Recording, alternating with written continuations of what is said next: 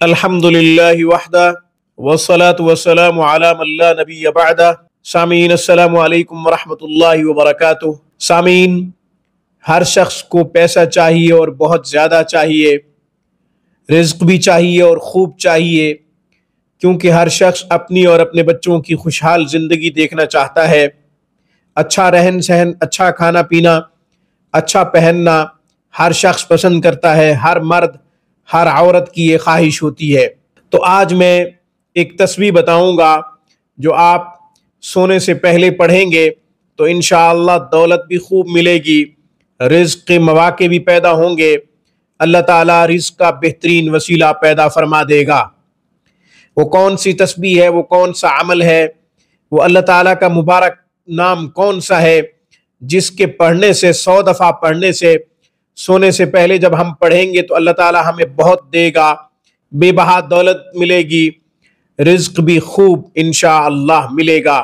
وہ نام آگے چل کے بتاتا ہوں، اس کی وضاحت کرتا ہوں کہ کیسے پڑھنا ہے۔ ہمیشہ کی طرح درخواست کروں گا کہ آپ خود بھی قرآن کریم پڑھیں، اپنے بچوں کو بھی صحیح حروف کے ساتھ قرآن پڑھائیں۔ قرآن کریم کی ایک آیت مبارکہ کا پڑھنا 100 رکعت نفل پڑھنے سے زیادہ افضل ہے۔ علم کا ایک باب سیکھنا 1000 رکعت نفل پڑھنے سے زیادہ افضل ہے۔ اپنے بچوں کی تعلیم و تربیت پہ خوب توجہ دیجیے، ان کے لیے وقت نکالیں۔ آن لائن کلاسز کے لیے، علاج معالجہ کے لیے آپ ہم سے رابطہ کر سکتے ہیں۔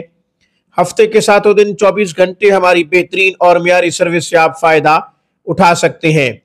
دولت کے حصول کے لیے، بے بہا رزق ملے، اس کے لیے ایک تسبیح، اور وہ بھی سونے سے پہلے جب آپ پڑھ لیں گے تو انشاءاللہ پیسہ بے بہا آئے گا، رزق خوب ملے گا، رزق کے مواقع پیدا ہوں گے، اللہ تعالیٰ رزق کے لیے بہترین وسائل پیدا فرما دیں گے۔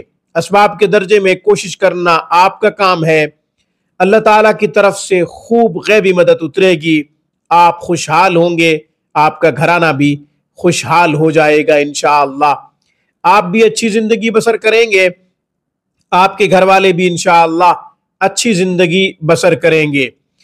یہ جو میں عمل بتا رہا ہوں یہ خواتین بھی کریں، مرد بھی کریں۔ خواتین کو چاہیے کہ اپنے مردوں کی خوب معاونت کریں، اور تو معاونت نہیں کر سکتی، بس اتنا ضرور کریں کہ جب وہ کاروبار کریں تو ان کے پیچھے ذکر اذکار ضرور کرتی رہیں، ذکر کا دامن نہ چھوڑیں۔ ذکر طاقت ہے، اپنے مردوں کی معاونت کیجئے اور یہ طاقت ان کو فراہم کیجئے۔ آپ نے کرنا کیا ہے؟ 2 عمل آپ نے کرنے ہیں۔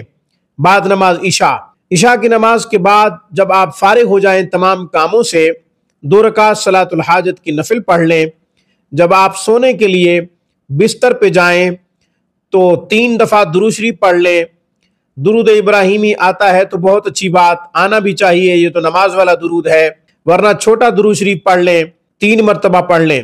اس کے بعد ان اللہ علی کل شیء قدیر 100 دفعہ پڑھیں۔ ان اللہ علی کل شیء قدیر، ان اللہ علی کل شیء قدیر 100 دفعہ پڑھیں۔ اس کے بعد یا وہاب یا اللہ 100 دفعہ پڑھیں، پھر 3 دفعہ درود شریف پڑھ کے سو جائیں۔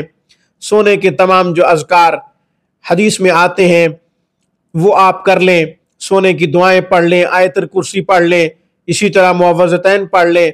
انشاءاللہ برکتوں کا نزول ہوگا اور گھر میں خوب برکتیں اللہ تعالیٰ کی طرف سے آئیں گی۔ آج کی گفتگو میں بس اتنا ہی۔ اقول قولی ھذا واستغفر اللہ، وآخر دعوانا الحمد للہ رب العالمین۔